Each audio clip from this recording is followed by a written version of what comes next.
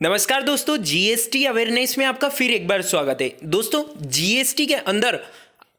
एक बहुत बड़ा अपडेट निकल कर आया है जो कि आपको जानना बेहद ज़रूरी है। और यदि आप इस अपडेट को नहीं जानते हैं तो आप अपने नए रिटर्न्स को फाइल करने में गलती कर सकते हैं। जी हाँ दोस्तों, तो वीडियो में आखिरी तक बने रहिएगा। और उसके पहले एक और इम्पोर्टेंट अपडेट मैं आपको देना चाहता हूँ। कल यूनियन बजट 2021 आने वाला है और यूनियन बजट 2021 से रिलेटेड सारी अपडेट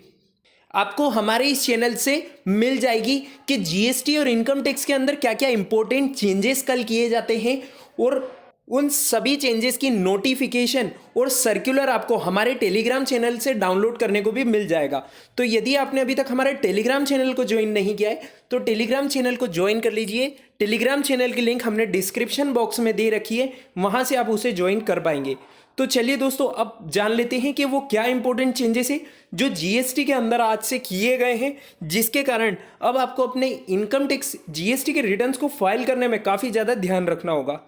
जैसे ही आप जीएसटी के पोर्टल पर आएंगे तो यहाँ पर आपको एक न्यूज़ एंड अपडेट के अंदर 29 जनवरी 2021 का एक अपडेट देखने को मिलेगा, जिसमें लिखा है module wise new functionalities developed on the GST portal for tax payer. जैसे ही आप इस पर क्लिक करेंगे तो यहाँ पर आपको कुछ फाइल्स देखने को मिलेगी, जिसे आपको यहाँ पर डाउनलोड कर लेना है। फर्स्ट फाइल को,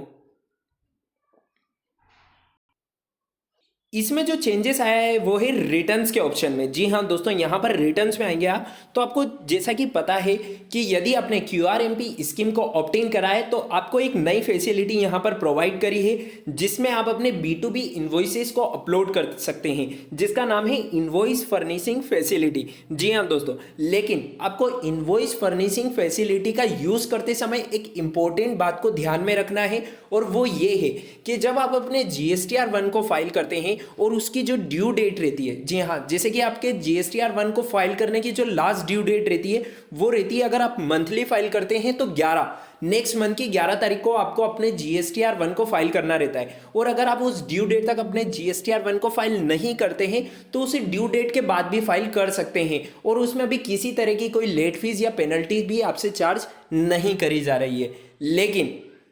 ऐसा आप IIFF फैसिलिटी के अंदर नहीं कर पाएंगे, यानी कि इनवॉइस फर्निशिंग फैसिलिटी जो आपको प्रोवाइड करी गई है वो फैसिलिटी आपको नेक्स्ट मंथ की 13 तारीख तक ही अवेलेबल रहेगी। अगर आप उसके बाद में उसको फाइल करने जाएंगे तो आपको वहाँ से इनवॉइस फर्निशिंग फैसिलिटी का यूज़ आप नहीं कर पाएंगे उस करंट मंथ में, जिसका आप 13 तारीख के बाद फाइल करने जा रहे हैं। सपोज आप जनवरी मंथ की IIFF फैसिलिटी को यूज़ करना चाहते हैं और उसे 13 फरवरी 2021 तक अगर आपने उसे यूज़ नहीं किया, अगर उसमें अपने B2B इन्वॉइसेस नहीं अपलोड किए, तो उसके बाद 13 फरवरी के बाद आप जनवरी के इन्वॉइसेस को इनवॉइस फर्निशिंग फैसिलिटी के थ्रू यूज़ करके अपडेट नहीं कर पाएंगे। तो ये एक बहुत बड़ा अपडेट है। जैसे ही आप यहाँ पर पढ़ेंगे तो इन्होंने यहाँ पर क्लियरली मेंशन कर रखा है,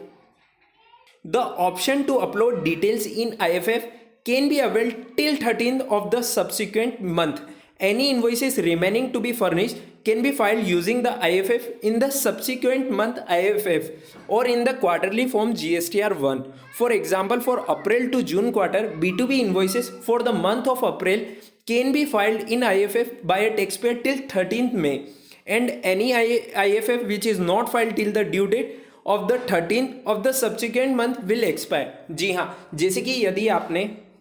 अप्रैल से जून के क्वार्टर का जो आपको IFF फाइल करना है वो फाइल करना है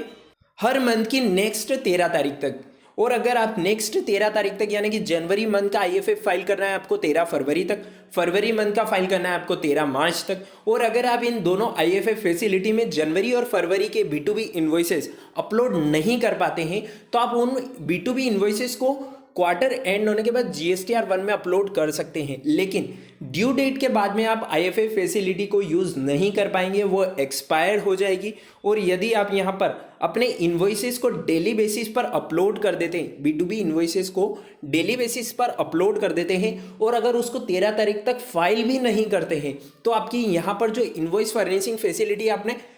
रेडी टू सबमिट करके रख रखी है वो भी एक्सपायर्ड मानी जाएगी, और आपने जितने भी इन्वॉइसेस अपलोड कर रखे हैं वो सारे आपको वापस री अपलोड करने पड़ेंगे अपने GSTR 1 के अंदर। तो ये एक बहुत बड़ा अपडेट है जो आपको पता होना बेहद ज़्यादा ज़रूरी है कि आपको इनवॉइस फर्निशिंग फैसिलिटी को यूज़ करना है तो उसकी एक ड्यू डेट है, और उस ड्यू डेट के बाद आप उसे यूज़ नहीं कर पाएंगे।